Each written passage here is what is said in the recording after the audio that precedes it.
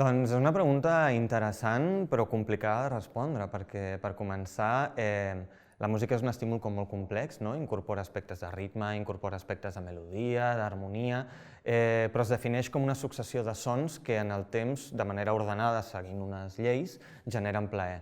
Llavors, si partim de que per reaccionar estem parlant de sentir plaer, la pregunta parteix directament d'una premissa que és falsa.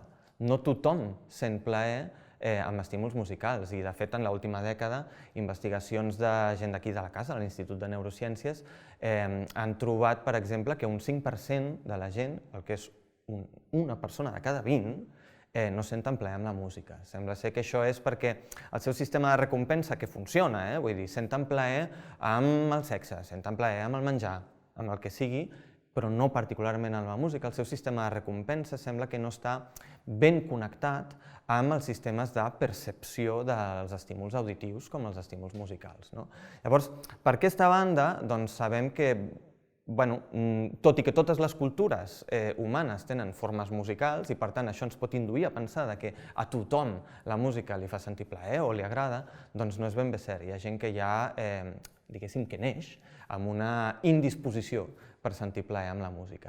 I amb els animals, doncs bé, hi ha pocs estudis realment, i és difícil, perquè tu no li pots preguntar a un pollet si sent plaer, però, per exemple, sí que pots agafar i estudiar neurotransmissors vinculats amb el sistema de recompensa, com la dopamina, i sí que pots veure que amb música hi ha animals que sí que mostren aquest alliberament més alt de dopamina, i també pots veure coses que passen amb humans, com reducció de l'estrès, amb marcadors hormonals, d'ansietat, etc.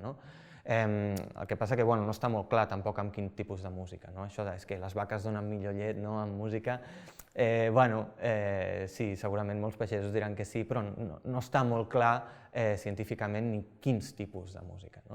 I després hi ha una part que és molt vinculada amb el ritme. Segurament haureu vist vídeos a YouTube, per exemple, de lloros o foques que ballen, que mouen el cap, que mouen la cama amb el ritme de la música. Hi ha algunes espècies que sí que sembla que tenen aquesta capacitat, com els humans, de vincular, sincronitzar, diguéssim, els nostres ritmes motors, com el caminar o vocalitzacions, amb ritmes auditius. I això sembla que el rudiment ve d'una capacitat de sincronitzar els comportaments amb altres individus de la teva pròpia espècie, inclús com, per exemple, insectes com les cuques de llum sincronitzen els seus flaixos de llumetes. I clar, si entrem en tota aquesta part més social, doncs també ve un punt evident de no és que reaccioni l'individu amb la música, sinó que reacciona una espècie en si mateix.